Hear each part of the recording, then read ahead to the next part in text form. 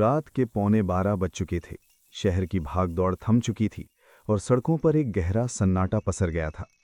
Street lights की पीली रोशनी बारिश की बूंदों के साथ मिलकर सड़क पर तैर रही थी। बस स्टॉप की पुरानी बेंच पर बैठा आर्यन ठंड से कांप रहा था। आज का दिन उसके लिए किसी इम्तिहान से कम नहीं था। ऑफिस की थकान, बॉस की डांट और अब ये अंतहीन इंतजार। आर्यन ने अपनी कलाई घड़ी पर नजर डाली और हताशा में बड़बड़ाया, शिट यार, आज फिर देर हो गई। आखिरी बस भी निकल गई होगी। उसने उम्मीद भरी नजरों से सड़क के उस पार देखा जहां कोहरा धीरे धीरे गहरा होता जा रहा था। टैक्सी करने के लिए उसने जेब से फोन निकाला, लेकिन स्क्रीन काली थी, बैटरी खत्म। अब घर पहुंचने का कोई जरिया नजर नहीं आ रहा था। वो हार मानकर उठने ही वाला था कि तभी कोहरे को चीरती हुई 2 पीली हेडलाइट्स चमकी। एक भारी और पुराने इंजन की गड़गड़ाहट उस शांत सड़क पर गूंज उठी। आर्यन के दिल में उम्मीद की एक किरण जागी। उसे लगा शायद कोई लेट नाइट सर्विस होगी। बस धीरे धीरे रेंगती हुई उसके ठीक सामने आकर रुकी। लेकिन ये बस कुछ अजीब थी। इसका रंग इतना गहरा नीला था कि रात के अंधेरे में बिल्कुल काली दिख रही थी। बस की बॉडी पर जगह जगह जंग लगा हुआ था, जैसे ये बरसों से किसी कबाड़ में पड़ी हो। और सबसे अजीब बात, इस पर कोई रूट नंबर नहीं था। बस के साइड में एक पुराना सा बोर्ड लटक रहा था, जिस पर लाल पेंट से लिखा था, वापसी। बस का दरवाजा एक तीखी चरमराहट के साथ जैसे ही खुला, अंदर से एसी की हवा नहीं, बल्कि एक बर्फीली और सीलन भरी हवा का झोंका बाहर आया। उस हवा में पुराने कागज और गीली मिट्टी के जैसी अजीब सी महक थी। आर्यन के कदम ठिठक गए। उसके अंदर कहीं दिमाग के किसी कोने में खतरे की घंटी बजी। उसका मन चीखा कि इस बस में मत चढ़ो, लेकिन घर जाने की जल्दी और बढ़ती ठंड ने उस डर को दबा दिया। तभी ड्राइवर की सीट से एक भारी और खरखराती हुई आवाज आई, जाना है क्या? आर्यन ने ऊपर देखा। ड्राइवर का चेहरा उसकी कैप के साए में छुपा हुआ था, बस उसकी आंखें किसी जानवर की तरह चमक रही थीं। आर्यन ने बिना कुछ कहे हाँ में सर हिलाया और बस में चढ़ गया। उसके चढ़ते ही दरवाज़ा जोरदार आवाज के साथ पीछे बंद हो गया, जैसे किसी ने जंग लगे हुए लोहे का गेट बंद किया हो। बस के अंदर की लाइट बहुत धीमी थी, किसी पुरानी टिमटिमाती हुई मोमबत्ती की तरह। आर्यन पीछे की एक खाली सीट पर जाकर बैठ गया। बस में पहले से कुछ लोग मौजूद थे, लेकिन वहां का माहौल सामान्य नहीं था। कोई भी अपने फोन में नहीं देख रहा था, कोई आपस में बातें नहीं कर रहा था। सब बुत बने बिल्कुल सीधे बैठे थे। उनकी गर्दनें झुकी हुई थीं और शरीर में कोई हरकत नहीं थी। आर्यन को एक पल के लिए लगा कि शायद उसे वहम हो रहा है। उसने अपनी आंखें मूंद लीं और सीट पर सर टिका दिया। बस चल पड़ी। पता नहीं कितना वक्त गुजरा, शायद मिनटों या शायद घंटों। तभी अचानक बस एक जोरदार झटके के साथ हिली। आर्यन की आंखें झटके से खुल गईं। उसने खिड़की से बाहर देखा और उसका खून जम गया। शहर की रोशनी गायब हो चुकी थी। बाहर पक्की सड़क नहीं, बल्कि काली और उबड़-खाबड़ जमीन थी। और वो कोहरा अब सफेद नहीं था, वो लाल था, बिल्कुल खून जैसा लाल। घबराकर आर्यन अपनी सीट से खड़ा हो गया। उसने चिल्लाकर कहा, हेलो भाई साहब, ये बस कहाँ जा रही है? मेरा स्टॉप कब का निकल गया? लेकिन बस में पसरा सन्नाटा नहीं टूटा। किसी सवारी ने मुड़कर नहीं देखा। आर्यन का डर अब दहशत में बदल रहा था। उसने अपने आगे वाली सीट पर बैठे एक आदमी के कंधे पर हाथ रखा और उसे हिलाया। सुनिए जरा। वो धीरे धीरे घूमा और उसे देखते ही आर्यन की चीख निकल गई। उस आदमी का चेहरा था ही नहीं। जहां आंखें, नाक और मुंह होने चाहिए थे, वहां सिर्फ प्लेन चिकनी चमड़ी थी, जैसे किसी ने उसका चेहरा मिटा दिया हो। लड़खड़ाते हुए आर्यन पीछे हटा और गिर पड़ा। तभी बस ने एक भीषण ब्रेक मारा और रुक गई। ड्राइवर अपनी सीट से धीरे से खड़ा हुआ और आर्यन की तरफ मुड़ा। इस बार मध्यम रोशनी में उसका चेहरा साफ दिखा। उसका आधा चेहरा जला हुआ था और वो मुस्कुरा रहा था, एक ऐसी मुस्कान जो इंसान की नहीं हो सकती। उसने अपनी फटी हुई आवाज में कहा, आखिरी स्टॉप, नई दुनिया। बस का दरवाजा खुला। बाहर एक वीरान बंजर दुनिया थी, जहां आसमान लाल था और हवा में अजीब से जीव उड़ रहे थे। इससे पहले कि आर्यन कुछ समझ पाता, ड्राइवर ने उसे एक जोरदार धक्का दिया। आर्यन बस से बाहर उस काली मिट्टी पर गिर पड़ा। उसके गिरते ही बस का दरवाजा बंद हुआ और देखते ही देखते पूरी बस धुएं की तरह हवा में गायब हो गई। अब आर्यन उस अनजान दुनिया में बिल्कुल अकेला था, लेकिन शायद वो अकेला नहीं था। तभी पास की एक बड़ी चट्टान के पीछे से एक खूंखार किसी जानवर के गुर्राने की आवाज आई। आवाज इतनी गहरी थी कि आर्यन के पैरों के नीचे की जमीन कांप उठी। अंधेरे में 2 बड़ी पीली आंखें चमकी। वो आंखें किसी इंसान की नहीं, किसी भूखे शिकारी की थीं। उस अनजान जानवर ने एक दिल दहला देने वाली दहाड़ मारी और आर्यन की तरफ लपका। जान बचाने के लिए आर्यन उस लाल कोहरे के बीच बेतहाशा भागने लगा। उसे पता था कि अगर वो रुका तो यह रात उसकी जिंदगी की आखिरी रात होगी। आर्यन अंधाधुंध भाग रहा था। उसके फेफड़े हवा के लिए तरस रहे थे और दिल की धड़कन इतनी तेज थी कि लग रहा था सीना फाड़कर बाहर आ जाएगी। उसके ठीक पीछे मौत दौड़ रही थी। वो भारी भरकम कदमों की आवाज धम धम धम हर पल उसके करीब आती जा रही थी। उस अनजान जानवर की गुर्राहट इतनी खौफनाक थी कि आर्यन के रोंगटे खड़े हो गए थे। काली ऊबड़ खाबड़ जमीन पर उसके पैर बार बार फिसल रहे थे। कांटेदार झाड़ियां उसके कपड़ों को फाड़ रही थीं, उसके शरीर को छील रही थीं, लेकिन रुकने का मतलब था मौत। अचानक उसके सामने एक घने जंगल की शुरुआत हुई, लेकिन ये जंगल सामान्य नहीं था। यहाँ के पेड़ हरे भरे नहीं बल्कि सूखे और काले थे। उनकी टहनियां मुड़ी तुड़ी थीं, जैसे किसी इंसान की हड्डियां हों। आर्यन बिना सोचे उस मरे हुए जंगल में घुस गया। पीछे से आ रही उस जानवर की दहाड़ ने पूरे जंगल को हिला दिया। आर्यन ने पीछे मुड़कर देखने की गलती नहीं की, उसे बस छुपने की जगह चाहिए थी। तभी उसकी नज़र दो बड़ी चट्टानों के बीच एक संकरी सी दरार पर पड़ी, एक पतली सी जगह जहां शायद वो जानवर नहीं घुस सकता था। आर्यन ने अपनी पूरी ताकत लगाई और दरार में अंदर जाकर छुप गया। वो अपनी सांसें रोककर चट्टान से चिपक कर खड़ा हो गया। बाहर सन्नाटा छा गया, लेकिन ये शांति तूफान से पहले की थी। कुछ पलों बाद एक भारी भरकम परछाई उस दरार के मुंह पर आ पड़ी। उस जानवर की सड़ने जैसी बदबू आर्यन की नाक में घुस गई। आर्यन ने अपनी आंखों को कसकर बंद कर लिया। उसे साफ साफ सुनाई दे रहा था, वो जानवर जमीन सूंघ रहा था। उस दरिंदे की गर्म सांसें चट्टान के अंदर तक महसूस हो रही थीं। एक पल के लिए लगा कि वो अंदर हाथ डालकर आर्यन को खींच लेगा। आर्यन का पूरा शरीर कांप रहा था। उसने अपने मुंह पर हाथ रख लिया ताकि डर के मारे उसके मुंह से कोई आवाज न निकल जाए। काफी देर तक वो जानवर वहीं मंडराता रहा। फिर एक हताश गुर्राहट के साथ उसके भारी कदमों की आवाज धीरे धीरे दूर जाने लगी। जब तक कदमों की आवाज पूरी तरह गायब नहीं हो गई, आर्यन वहीं जमा रहा। करीब आधे घंटे बाद वो कांपते हुए उस दरार से बाहर निकला। बाहर का नजारा दिल दहला देने वाला था। आसमान अभी भी उसी खूनी लाल रंग का था। वहां कोई सूरज नहीं था, कोई चांद नहीं था, बस एक लाल रोशनी थी जो हर चीज को और भी डरावना बना रही थी। आर्यन ने अपने चारों तरफ देखा। वो अब उस अजीब से जंगल के बीचों बीच खड़ा था। मैं कहाँ हूं? ये कौन सी जगह है?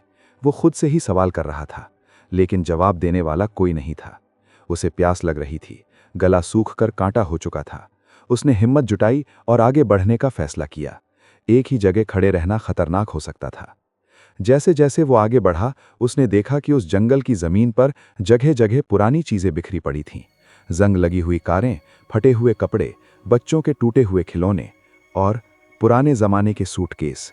ऐसा लग रहा था जैसे ये दुनिया एक कबाड़ खाना है, जहां दूसरी दुनिया की खोई हुई चीजें आकर गिरती हैं। चलते चलते आर्यन के पैर एक चीज से टकराए। उसने नीचे देखा और चीखते चीखते रुक गया। वो एक इंसान की खोपड़ी थी, लेकिन वो खोपड़ी किसी सामान्य इंसान की नहीं थी। उसके माथे पर दो छोटे सींगों के निशान थे। आर्यन डर के मारे पीछे हटा। तभी उसे हवा में एक गंध महसूस हुई, धुएं की गंध, जैसे कहीं आग जल रही हो। आग? मतलब इंसान? आर्यन की आंखों में उम्मीद की एक चमक आ गई। उसने गंध की दिशा में दबे पांव चलना शुरू किया। कुछ दूर झाड़ियों के पीछे से उसे एक हल्की पीली रोशनी दिखाई दी। उसने झाड़ियों को हटाकर देखा। वहां एक गुफा के बाहर एक छोटी सी आग जल रही थी और आग के चारों तरफ 3 लोग बैठे थे। इंसान। वो लोग इंसान लग रहे थे, लेकिन उनकी हालत बहुत खराब थी। उनके कपड़े फटे हुए थे, चेहरों पर मिट्टी और खून लगा था और उनके हाथों में लोहे की रॉड और नुकीले पत्थर थे। वो डरे हुए थे, हर छोटी आवाज पर चौंक रहे थे। आर्यन को लगा कि उसे मदद मिल गई। वो खुशी से झाड़ियों से बाहर निकला और चिल्लाया, हे भाई लोग, मदद करो। उसकी आवाज सुनते ही वो तीनों लोग बिजली की रफ्तार से खड़े हो गए। उनमें से एक आदमी, जिसकी दाढ़ी बढ़ी हुई थी और आंखें खूंखार थीं, उसने तुरंत आर्यन की तरफ एक नुकीला भाला तान दिया। वहीं रुक जा, एक कदम भी आगे बढ़ाया तो यहीं गाड़ दूंगा। आर्यन ने घबराकर अपने हाथ ऊपर उठा लिए। नहीं नहीं, मैं बस उस बस से आया हूं, मैं खो गया हूं। बस का नाम सुनते ही उन तीनों के चेहरे का रंग उड़ गया। उन्होंने एक दूसरे की तरफ देखा। वो दाढ़ी वाला आदमी धीरे धीरे आर्यन के पास आया। उसने आर्यन को ऊपर से नीचे तक देखा, फिर उसकी गर्दन पर अपना भाला रख दिया। अगर जिंदा रहना चाहता है तो अपनी आवाज बंद रख, यहाँ आवाज का मतलब है मौत।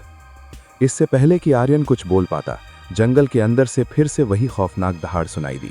वही आवाज जो कुछ देर पहले आर्यन का पीछा कर रही थी, लेकिन इस बार आवाज बहुत नजदीक थी। उस दाढ़ी वाले आदमी ने तुरंत आग बुझा दी। अंधेरा छा गया। उसने आर्यन का कॉलर पकड़ा और उसे घसीटते हुए गुफा की तरफ खींचा। जल्दी अंदर चल, वरना वो आ जाएंगे। आर्यन को कुछ समझ नहीं आ रहा था, लेकिन वो चुपचाप उनके साथ गुफा के अंधेरे में घुस गया। बाहर लाल कोहरे में कई सारी पीली आंखें एक साथ चमक उठीं। शिकारियों का झुंड आ चुका था। गुफा के अंदर अंधेरे में एक लड़की की आवाज आई। नया शिकार आया है या नया साथी? दाढ़ी वाले ने जवाब दिया, अभी पता चल जाएगा। अगर ये रात भर जिंदा रहा तो साथी, नहीं तो शिकार। गुफा के अंदर गहरा अंधेरा था, इतना अंधेरा कि अपनी ही नाक के आगे हाथ दिखाई न दे। आर्यन एक कोने में दुबका बैठा था, अपनी सांसों को रोकने की कोशिश कर रहा था। बाहर गुफा के मुंह पर वो भारी कदमों की आवाजें अब भी रेंग रही थीं। सूंघने की वो गीली आवाजें गुफा की दीवारों से टकराकर आर्यन के कानों में गूंज रही थीं। उस दाढ़ी वाले आदमी का हाथ आर्यन के मुंह पर कसकर जमा हुआ था। उसकी पकड़ लोहे जैसी सख्त थी। आर्यन समझ गया था कि अगर उसने एक भी आवाज निकाली तो बाहर वाले जानवर उसे मारे या न मारे, ये दाढ़ी वाला आदमी उसे जरूर मार देगा। वक्त जैसे थम गया था। हर गुजरता हुआ सेकंड एक घंटे जैसा लग रहा था। बाहर से आती गुर्राहट अब धीमी पड़ रही थी। शायद शिकारियों को अंदर इंसानों की गंध नहीं मिली, या शायद उन्हें कोई और शिकार मिल गया था। धीरे धीरे कदमों की धमक दूर होती गई और अंत में सन्नाटा छा गया। दाढ़ी वाले आदमी ने झटके से आर्यन के मुंह से हाथ हटाया और उसे पीछे धकेल दिया। किस्मत वाले हो लौंडे, उसने भारी आवाज में कहा। आज हवा तुम्हारी तरफ नहीं थी, वरना वो तुम्हारी डर की बदबू सूंघ लेते। गुफा के बीच में एक हल्की सी चिंगारी उठी और एक छोटी मशाल जल उठी। धीमी पीली रोशनी में आर्यन ने उन तीनों चेहरों को गौर से देखा। पहला वो दाढ़ी वाला आदमी विक्रम। उसका शरीर गठीला था और आंखों में एक ऐसी सख्ती थी जो सिर्फ जंग जीतने वालों में होती है। दूसरी एक लड़की रिया। उसके कपड़े जगह जगह से फटे थे और उसने अपने बालों को एक गंदे कपड़े से बांध रखा था। उसकी आंखों में डर नहीं, बल्कि एक अजीब सी थकान थी। और तीसरा एक दुबला पतला लड़का समीर, जो एक कोने में बैठा अपने पैरों पर पट्टी बांध रहा था। उसके पैर से खून रिस रहा था। आर्यन ने कांपती आवाज में पूछा, ये कौन सी जगह है और वो चीजें क्या थीं? विक्रम ने अपनी पानी की बोतल से एक घूंट भरा और आर्यन की तरफ हिकारत से देखा। स्वागत है नर्क में दोस्त, हम इसे रेड जोन कहते हैं, और वो चीजें, वो इस दुनिया के मालिक हैं, हम उन्हें शिकारी बुलाते हैं। रिया ने आग में एक लकड़ी डाली और बोली, तुम वापसी वाली बस से आए हो ना, रूट 202? आर्यन ने जल्दी से सिर हिलाया। हाँ, वही बस, मुझे घर जाना है। अगली बस कब आएगी? मुझे वापस जाना है। गुफा में एक खामोशी छा गई। फिर विक्रम जोर से हंसा, एक सूखी बेजान हंसी। वापस? विक्रम ने आर्यन के चेहरे के करीब आकर कहा, सुनो नए मेहमान, उस बस का नाम वापसी इसलिए नहीं है कि वो तुम्हें वापस ले जाती है। उसका नाम वापसी इसलिए है क्योंकि उसमें चढ़ने के बाद जिंदगी की कोई वापसी नहीं होती। वो बस सिर्फ लाती है, ले जाती नहीं। आर्यन के पैरों तले जमीन खिसक गई। मतलब मैं यहाँ फंस गया हूँ हमेशा के लिए? समीर, जो अब तक चुप था, दर्द से कराहते हुए बोला, हमेशा के लिए नहीं, बस तब तक जब तक तुम किसी का खाना नहीं बन जाते। विक्रम वापस अपनी जगह पर बैठ गया और अपनी चाकू की धार तेज करने लगा। अगर तुम्हें यहाँ जिंदा रहना है लड़के, तो 3 नियम याद कर लो, रट लो इन्हें। नियम नंबर 1, आवाज़ मत करो। यहाँ के जानवर अंधे हैं, लेकिन उनके कान रडार की तरह काम करते हैं। तुम्हारी एक चीख और तुम खत्म। नियम नंबर 2, लाल कोहरे पर भरोसा मत करो। कभी कभी तुम्हें उसमें अपने घर वाले दिखेंगे, कभी मदद मांगते हुए बच्चे दिखेंगे। वो सब धोखा है। कोहरे में जो भी दिखता है वो असली नहीं होता। और नियम नंबर 3, विक्रम की आवाज़ एकदम धीमी और ख़तरनाक हो गई, कभी भी किसी भी हालत में रात में आसमान की तरफ मत देखना। आर्यन ने नासमझी में पूछा, क्यों, आसमान में क्या है? रिया ने आर्यन का हाथ पकड़कर उसे चुप करा दिया। उसकी आंखों में गहरा खौफ था। बस मत देखना, जिन्होंने देखा वो अब इंसान नहीं रहे। आर्यन दीवार से टेक लगाकर बैठ गया। उसकी आंखों से आंसू बहने लगे। कल तक वो अपनी बोरिंग ऑफिस जॉब और ट्रैफिक से परेशान था, और आज आज वो एक ऐसी दुनिया में था जहां सांस लेना भी गुनाह था। उसने अपनी जेब से अपना वॉलेट निकाला और अपने परिवार की फोटो देखने लगा। क्या वो उन्हें कभी दोबारा देख पाएगा? रात गहरी होती गई। गुफा के बाहर हवा के चलने की आवाज़ें आ रही थीं जो किसी के रोने जैसी लग रही थीं। तभी विक्रम ने मशाल बुझा दी। अंधेरा फिर से छा गया। सो जाओ, विक्रम की आवाज़ अंधेरे से आई। कल हमें निकलना है। ये गुफा अब सुरक्षित नहीं है। शिकारियों को हमारी गंध मिल चुकी है। आर्यन ने अपनी आंखें बंद करने की कोशिश की, लेकिन नींद कोसों दूर थी। अचानक उसे गुफा की छत से कुछ टपकता हुआ महसूस हुआ। टप, उसके गाल पर। उसने हाथ लगाकर देखा, वो गीला था और चिपचिपा था। उसने उसे सूंघा। खून, ताज़ा खून। आर्यन का दिल धक से रह गया। उसने धीरे से ऊपर गुफा की छत की तरफ देखा। वहां अंधेरे में कुछ नहीं दिखा, लेकिन तभी उसे 2 लाल बिंदु दिखाई दिए। 2 लाल आंखें गुफा की छत पर, ठीक उसके ऊपर। वो अकेले नहीं थे। गुफा के अंदर कोई और भी था। आर्यन का गला सूख चुका था। उसके ऊपर अंधेरे में चमकती वो 2 लाल आंखें उसे घूर रही थीं। वो पलक भी नहीं झपका रही थीं। खून की एक और बूंद उसके गाल पर टपकी। टप।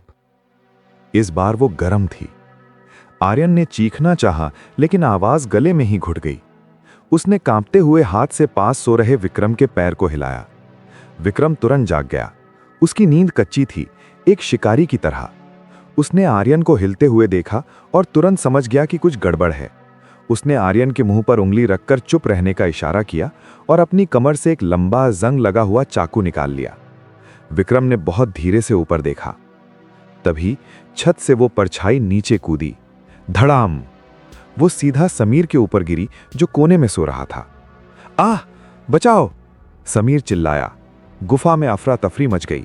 विक्रम ने तुरंत मशाल जलाई। रोशनी में जो दिखा वो दिल दहला देने वाला था। वो कोई जानवर नहीं था, बल्कि एक इंसान जैसा दिखने वाला जीव था, लेकिन उसके हाथ पैर मकड़ी की तरह टेढ़े मेढ़े थे। उसकी त्वचा पीली और चिपचिपी थी और मुंह में सुई जैसे बारीक दांत थे। वो समीर की छाती पर बैठा उसे काट रहा था। हटो! विक्रम चिल्लाया और उसने जलती हुई मशाल उस जीव के मुंह पर दे मारी। वो जीव पीछे हट गया, लेकिन उसने समीर का पैर पकड़ रखा था। वो उसे घसीटते हुए गुफा के अंधेरे कोने में ले जाने लगा। रिया ने पास पड़ा एक भारी पत्थर उठाया और पूरी ताकत से उस जीव के सर पर दे मारा। जीव का सर चकराया और उसकी पकड़ ढीली पड़ गई। भागो, बाहर निकलो! विक्रम ने आदेश दिया। उसने समीर को कंधे पर उठाया, जो दर्द से कराह रहा था, और गुफा के मुंह की तरफ भागा। आर्यन अभी भी सदमे में खड़ा था। रिया ने उसका हाथ खींचा। मरना है क्या? चलो! वो चारों गुफा से बाहर निकल आए। बाहर अभी भी रात थी और वो लाल कोहरा छाया हुआ था, लेकिन गुफा के अंदर से उस जीव की गुस्साई हुई चीखें आ रही थीं। और अब वो अकेली नहीं था। उसके जवाब में गुफा की गहराइयों से दर्जनों और चीखें गूंज उठीं। वो एक नहीं था, वो पूरा झुंड था। जल्दी, जंगल की तरफ नहीं, खुले मैदान की तरफ चलो। ये क्रॉलर्स हैं, ये खुले में नहीं आते। समीर का खून बहुत बह रहा था। वो चल नहीं पा रहा था। आर्यन ने विक्रम की मदद की और समीर का दूसरा हाथ अपने कंधे पर रखा। वो तीनों लंगड़ाते भागते उस पथरीली जमीन पर दौड़ने लगे। पीछे से खट खट खट खट सैकड़ों पैरों के चलने की आवाज आ रही थी। वो मकड़ी जैसे जीव गुफा से निकलकर दीवारों पर रेंगते हुए उनका पीछा कर रहे थे। वो पास आ रहे हैं, रिया चिल्लाई। विक्रम ने पीछे मुड़कर देखा। वो जीव बहुत तेज थे। और तभी विक्रम ने अपनी जेब से एक लाल रंग की ट्यूब निकाली। अपनी आंखें बंद करो! उसने ट्यूब का ढक्कन खोला और उसे जमीन पर पटक दिया। एक अंधी कर देने वाली लाल रोशनी जल उठी। वो जीव जो अंधेरे के आदी थे, उस तेज रोशनी से तिलमिला गए। उनकी आंखों में जलन होने लगी और वो चीखते हुए पीछे हटने लगे। यही मौका है, दौड़ो! वो लोग पागलों की तरह भागे। तब तक भागे जब तक उनके पैरों ने जवाब नहीं दे दिया। जब वो रोशनी काफी पीछे छूट गई और उन जीवों की आवाजें आनी बंद हो गई, तब जाकर वो एक बड़े से काले पत्थर के पास गिरे। सब बुरी तरह हाँफ रहे थे। समीर बेहोश हो चुका था। आर्यन का दिल अभी भी हथौड़े की तरह बज रहा था। विक्रम ने समीर के पैर को देखा। घाव गहरा था और वो नीला पड़ रहा था। जहर फैल रहा था। हमें शेल्टर पहुंचना होगा, सूर्योदय से पहले, वरना ये नहीं बचेगा। आर्यन ने मुश्किल से सांस लेते हुए पूछा। शेल्टर? वो कहाँ है? विक्रम ने दूर क्षितिज की तरफ इशारा किया, जहां दो पहाड़ियों के बीच एक पुरानी टूटी फूटी इमारत का ढांचा दिखाई दे रहा था। वहां पुराना स्टेशन, वही एक जगह है जहां ये जानवर अंदर नहीं आ सकते, लेकिन रास्ता आसान नहीं है। रिया ने आर्यन की तरफ देखा, उसकी आंखों में अब थोड़ी नरमी थी। तुमने समीर को नहीं छोड़ा, शुक्रिया। आर्यन ने सिर हिलाया। उसे समझ आ गया था कि यहां अकेले बचना नामुमकिन है। ये लोग अब अजनबी नहीं, उसकी जिंदगी की डोर थे। तभी दूर कहीं से एक सायरन बजने की आवाज आई, एक पुराना फटा हुआ एयर रेड सायरन। विक्रम का चेहरा पीला पड़ गया। उसने आसमान की तरफ देखा। नहीं, अभी नहीं। आर्यन ने पूछा, यह सायरन क्या है? विक्रम ने धीरे से कहा, शिकार का समय खत्म, अब सफाई का समय शुरू होने वाला है। अगर वो सायरन बंद होने से पहले हम स्टेशन नहीं पहुंचे तो इस जमीन पर एक भी जिंदा चीज नहीं बचेगी। सायरन की आवाज अब किसी चीख में बदल चुकी थी। वो आवाज कानों को फाड़ रही थी। विक्रम ने आसमान की तरफ देखा और चिल्लाया, दौड़ो, आसमान खुलने वाला है। आर्यन ने समीर का हाथ अपने कंधे पर और कस लिया। समीर अब लगभग बेहोश था। उसका वजन किसी लाश जैसा भारी हो गया था। रिया आगे आगे भाग रही थी, रास्ता ढूंढते हुए। जल्दी करो, स्टेशन का गेट बस थोड़ी ही दूर है, रिया ने पीछे मुड़कर चिल्लाया। तभी आसमान का रंग बदलने लगा। वो खूनी लाल रंग अब स्याह काले रंग में बदल रहा था और बादलों के बीच से कुछ गिरना शुरू हुआ। पानी की बूंदें नहीं, बल्कि काली राख गिर रही थी। एक टुकड़ा आर्यन के हाथ पर गिरा। आह! आर्यन दर्द से कराह उठा। जहां वो राख गिरी थी वहां की चमड़ी जल गई थी, जैसे किसी ने तेजाब डाल दिया हो।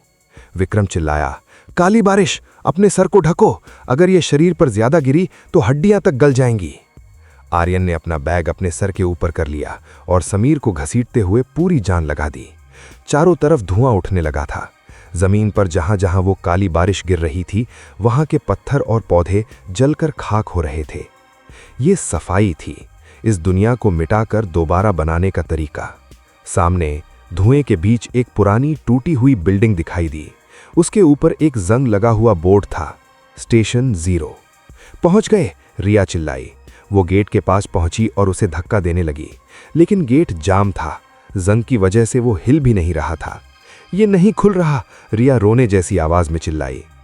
काली बारिश अब तेज हो गई थी। आर्यन की जैकेट से धुआं निकल रहा था। विक्रम भी वहां पहुंचा और उसने रिया के साथ मिलकर गेट को धक्का देना शुरू किया। जोर लगाओ, वरना यहीं राख बन जाएंगे। आर्यन ने समीर को जमीन पर लिटाया, गेट की आड़ में, और खुद भी गेट को धक्का लगाने लगा। 1, 2, 3, धक्का! गेट का ताला टूटा और दरवाजा एक झटके के साथ खुल गया। वो चारों लड़खड़ाते हुए अंदर गिरे।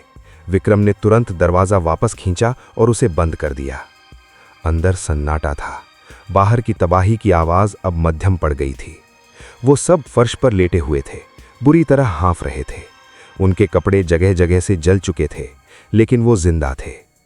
कुछ देर बाद आर्यन खड़ा हुआ। उसने अपनी सांसों को काबू में किया और आसपास देखा।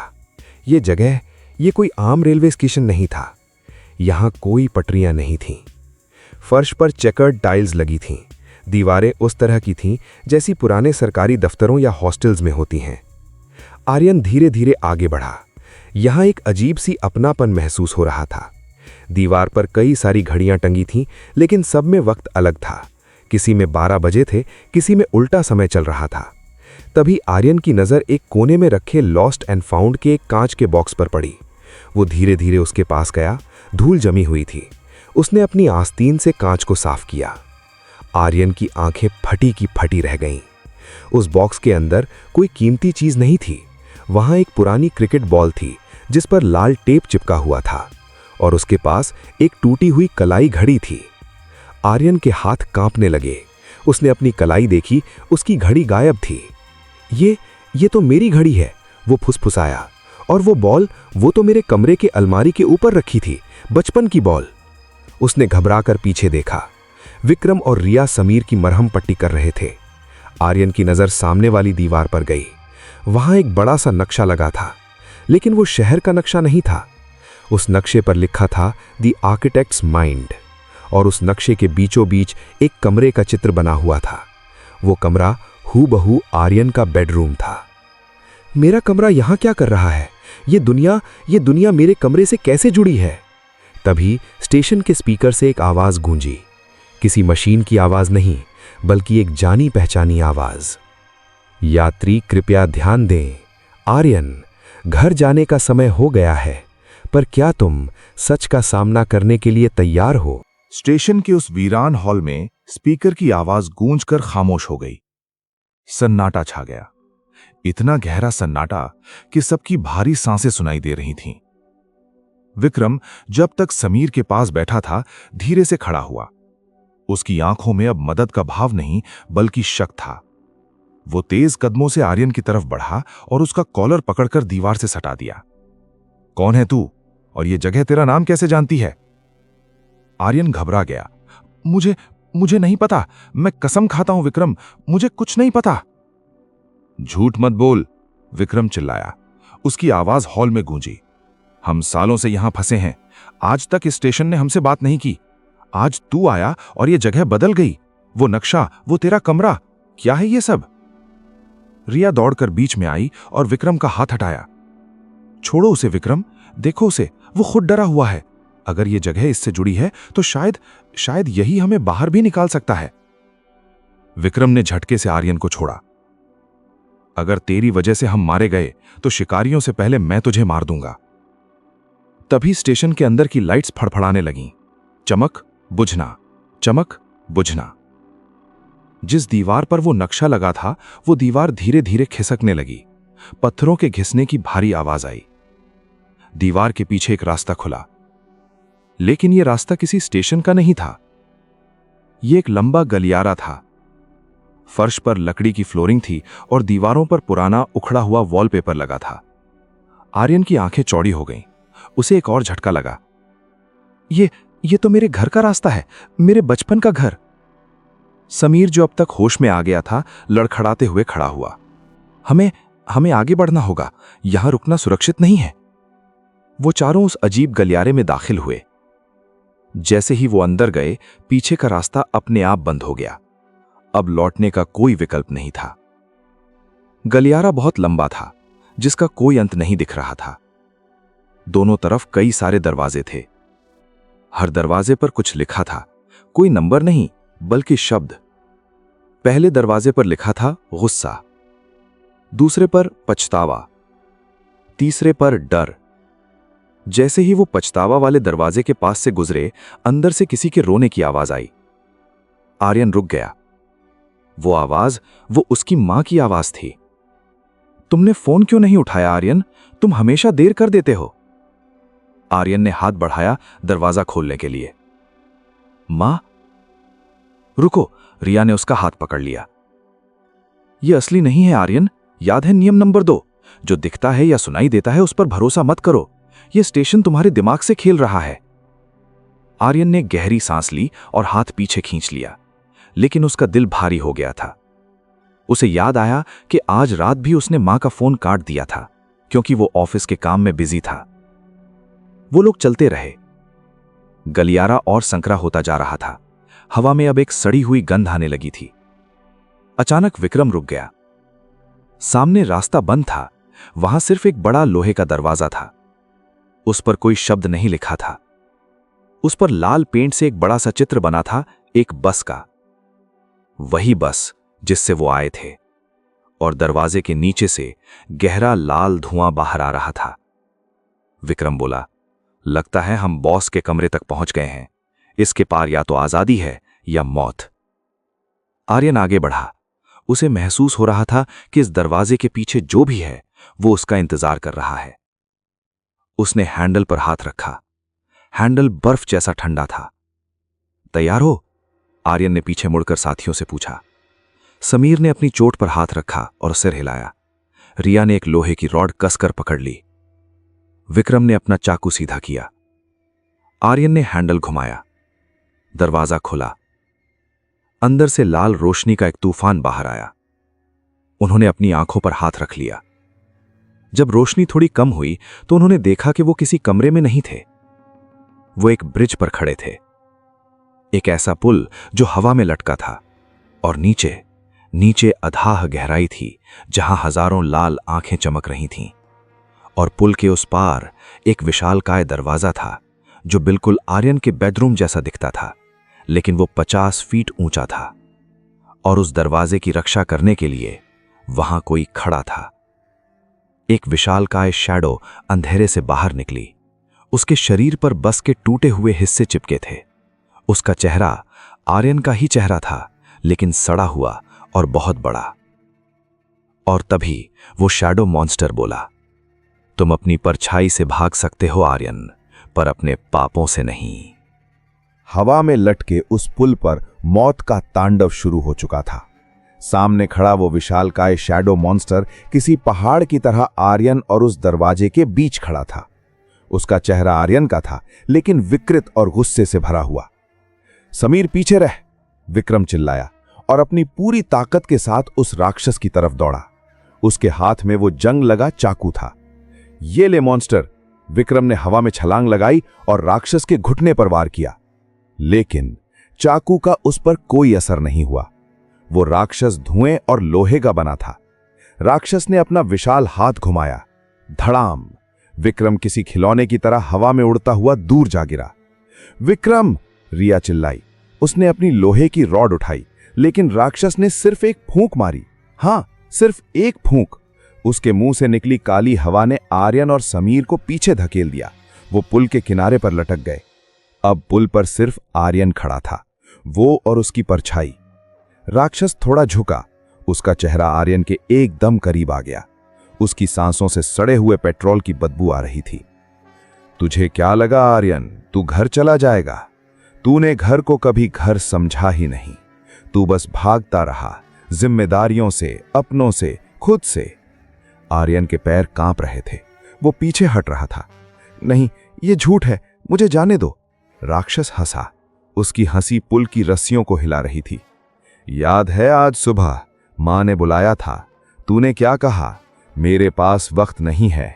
तेरे पास कभी वक्त नहीं था, इसलिए तुझे यहां लाया गया है, जहां वक्त ही वक्त है, लेकिन जिंदगी नहीं। आर्यन घुटनों के बल गिर गया। राक्षस की बातें किसी तलवार की तरह उसे काट रही थीं। ये राक्षस कोई बाहरी दुश्मन नहीं था, ये उसका अपना पछतावा था जो अब उसे खाने आ गया था। राक्षस ने अपना बड़ा सा हाथ उठाया आर्यन को कुचलने के लिए। खत्म करते हैं, राक्षस गुर्राया। तभी आर्यन ने जमीन पर अपनी मुट्ठी मारी। हां, आर्यन चिल्लाया। राक्षस का हाथ हवा में रुक गया। आर्यन धीरे धीरे खड़ा हुआ। उसकी आंखों से आंसू बह रहे थे, लेकिन अब उनमें डर नहीं था। उसने राक्षस की आंखों में आंखें डालकर देखा। हां, मैं भागा था, मैं डरपोक था, मैंने मां का फोन काटा, मैंने अपनी जॉब को अपनी जिंदगी बना लिया, मैं गलत था। आर्यन ने एक कदम आगे बढ़ाया। तुम मेरा सच हो, तुम मेरी गलती हो। जैसे ही आर्यन ने अपनी गलती मानी, राक्षस के शरीर से एक टुकड़ा टूटकर गिर गया। राक्षस पीछे हटा। वो दर्द में लग रहा था। पीछे हट, मत आ मेरे पास, राक्षस चिल्लाया। लेकिन आर्यन नहीं रुका। वो और आगे बढ़ा। मैं अब और नहीं भागूंगा, मैं वापस जाना चाहता हूं, शिकायत करने नहीं, बल्कि माफी मांगने। राक्षस का शरीर टूटने लगा। वो काला धुआं बिखरने लगा। आर्यन का सच उस राक्षस के अस्तित्व को मिटा रहा था। ये लड़ाई ताकत की नहीं, स्वीकार करने की थी। आर्यन ने अपना हाथ उस राक्षस के सीने पर रखा। मुझे माफ कर दो, आर्यन ने धीरे से कहा। एक तेज रोशनी हुई और वो विशालकाय राक्षस चीखते हुए धुएं में बदल गया। वो धुआं हवा में उड़ गया और पुल साफ हो गया। सन्नाटा छा गया। विक्रम जो घायल होकर पड़ा था, उसने सिर उठाकर देखा। रिया ने मुश्किल से खुद को ऊपर खींचा। वो सब हैरान थे। आर्यन ने बिना हथियार उठाए उस शैतान को हरा दिया था। सामने वो 50 फीट ऊंचा दरवाजा अब भी खड़ा था। आर्यन उस दरवाजे के पास गया। वो दरवाजा बिल्कुल उसके बेडरूम के दरवाजे जैसा था, बस बहुत बड़ा। दरवाजे पर एक छोटा सा की होल था। आर्यन ने अपनी जेब में हाथ डाला। उसे कुछ महसूस हुआ। वही टूटी हुई घड़ी जो उसे लॉस्ट एंड फाउंड बॉक्स में मिली थी। उसने घड़ी को पलटा। उसके पीछे एक छोटी सी चाबी टेप से चिपकी हुई थी। रास्ता खुल गया। उसने चाबी लगाई। क्लिक की आवाज आई। दरवाजा धीरे धीरे खुला। अंदर से एक ऐसी चीज दिखी जिसे देखकर उन सब की आंखें फटी रह गईं। अंदर कोई दूसरी दुनिया नहीं थी। अंदर एक हॉस्पिटल का आईसीयू वार्ड था और वहां बिस्तर पर 4 लोग कोमा में लेटे थे। आर्यन, विक्रम, रिया और समीर। उस विशाल दरवाजे के उस पार कोई नर्क या स्वर्ग नहीं था। वहां सफेद रोशनी में नहाया हुआ एक हॉस्पिटल का आईसीयू वार्ड था। हवा में फिनाइल और दवाइयों की महक थी। आर्यन, विक्रम, रिया और समीर चारों उस दहलीज पर खड़े अपनी ही जिंदा लाशों को देख रहे थे। बिस्तर नंबर 1 पर समीर लेटा था, उसके पैर में प्लास्टर था। बिस्तर नंबर 2 पर रिया थी, जिसके सर पर पट्टी बंधी थी। बिस्तर नंबर 3 पर विक्रम था, जिसका शरीर कई मशीनों से जुड़ा था। और बिस्तर नंबर 4 पर आर्यन। रिया घुटनों के बल गिर पड़ी। हम मर चुके हैं? आर्यन ने धीरे से सिर हिलाया। उसे अब सब याद आ रहा था। नहीं, हम मरे नहीं हैं, हम लटके हुए हैं बीच में। उसे अब सब याद आ रहा था। वो बस जो हमें यहां लाई थी, वो असली बस थी। उस रात बारिश हो रही थी, ड्राइवर को झपकी आ गई थी, बस खाई में गिर गई थी। हम सब उसी बस में थे। विक्रम, जो हमेशा सख्त रहता था, आज टूट गया। वो अपने बिस्तर के पास गया और अपने बेजान शरीर को देखने लगा। तो वो जंगल, वो जानवर, वो सब क्या था? आर्यन ने उस नक्शे को याद किया जो उसने स्टेशन में देखा था। The architects mind. वो सब हमारा सामूहिक सपना था। हम सब कोमा में हैं। हमारा दिमाग जीने के लिए संघर्ष कर रहा था, इसीलिए उसने एक दुनिया बनाई। और मेरे कमरे का दरवाज़ा वो बाहर निकलने का रास्ता था, क्योंकि मैं सबसे ज़्यादा वापस जाना चाहता था। तभी आईसीयू की मशीनें तेज़ आवाज़ करने लगीं। Beep beep. डॉक्टर्स वार्ड में भागते हुए दिखे, जो उन्हें नहीं देख पा रहे थे। वक्त खत्म हो रहा है, आर्यन चिल्लाया। हमारे शरीर हार मान रहे हैं, हमें वापस जाना होगा अभी। समीर डरा हुआ था। कैसे? हम कैसे वापस जाएं? बस लेट जाओ, आर्यन ने कहा। अपने शरीर में वापस जाओ, ये सब स्वीकार करो। समीर ने आंखें बंद की और अपने बिस्तर की तरफ दौड़ा। जैसे ही उसने अपने शरीर को छुआ, वो धुएं की तरह उसमें समा गया। आईसीयू में लेटे समीर ने एक जोरदार सांस ली। डॉक्टर्स चिल्लाए, ही इज बैक, पल्स वापस आ गई। रिया ने आर्यन की तरफ देखा, उसकी आंखों में आंसू थे। शुक्रिया आर्यन, अगर तुम उस दरवाजे को नहीं खोलते तो हम हमेशा उस अंधेरे में भटकते रहते। रिया भी अपने शरीर में समा गई। अब सिर्फ आर्यन और विक्रम बचे थे। विक्रम अपनी जगह से नहीं हिला, वो बस अपने शरीर को देख रहा था। विक्रम, चलो, आर्यन ने हाथ बढ़ाया। विक्रम ने एक फीकी मुस्कान दी। मेरा शरीर, देखो उसे आर्यन, वो बहुत बुरी तरह टूटा हुआ है। अगर मैं वापस गया भी तो शायद कभी चल नहीं पाऊंगा। मेरी वापसी का समय बहुत पहले निकल चुका है। नहीं विक्रम, तुम हार नहीं मान सकते। जाओ आर्यन, विक्रम ने आर्यन को धक्का दिया। जाओ, अपनी माँ के पास जाओ, उन्हें इंतजार मत करवाओ। मैं यहीं ठीक हूं। मैं इस दुनिया का रक्षक बनूंगा, ताकि अगर कोई और भटका हुआ मुसाफिर यहां आए तो उसे बचा सकूं। और तभी विक्रम के मशीन से बीप की आवाज आकर बंद हो गई। विक्रम की मशीन ने बता दिया कि वो जा चुका है। आर्यन की आंखों से आंसू बह निकले। अलविदा दोस्त। उसने अपनी आंखें बंद की और अपने बिस्तर पर लेटे शरीर पर छलांग लगा दी। आर्यन, किसी की आवाज कानों में गूंजी। आर्यन ने धीरे धीरे आंखें खोली। तेज सफेद रोशनी। सामने उसकी मां खड़ी थी, रोते हुए। उनके हाथ में वही फोन था जिस पर आर्यन की कॉल मिस हुई थी। मां, आर्यन की आवाज बहुत कमजोर थी। ओ मेरे बच्चे, तुम वापस आ गए। 3 हफ्ते से कोमा में थे। आर्यन ने पूरे कमरे को देखा। ये उसका बेडरूम नहीं, हॉस्पिटल था। लेकिन खिड़की से बाहर सूरज निकल रहा था। लाल कोहरा नहीं, बल्कि सुनहरी धूप थी। कुछ दिन बाद जब आर्यन को व्हीलचेयर पर हॉस्पिटल के कॉरिडोर में ले जाया जा रहा था, उसने दूसरे वार्ड में देखा। वहां रिया और समीर अपने परिवारों के साथ थे। उन्होंने आर्यन को देखा। किसी ने कुछ नहीं कहा, बस एक मुस्कान। एक ऐसी मुस्कान जो कहती थी, हम जानते हैं, हम याद रखेंगे। आर्यन अपनी जेब टटोलने लगा। उसकी हॉस्पिटल की ड्रेस की जेब में कुछ कागज जैसा था। उसने निकालकर देखा। वो एक पुराना जला हुआ बस का टिकट था। उस पर लिखा था रूट 202। सफर पूरा हुआ। आर्यन मुस्कुराया। उसने खिड़की से बाहर देखा और टिकट को हवा में उड़ा दिया। वापसी का सफर खत्म हो चुका था। अब जिंदगी जीने का समय था। तो दोस्तों, ये थी आर्यन की कहानी। एक ऐसी बस जो उसे मौत के मुंह में ले गई, लेकिन जिंदगी की कीमत सिखा गई। कभी कभी हमें खुद को पाने के लिए कुछ खोना पड़ता है। कहानी सुनने के लिए शुक्रिया। अगर आपको ये कहानी पसंद आई है तो कृपया मेरे चैनल को सब्सक्राइब करना ना भूलें और वीडियो को जरूर लाइक करें।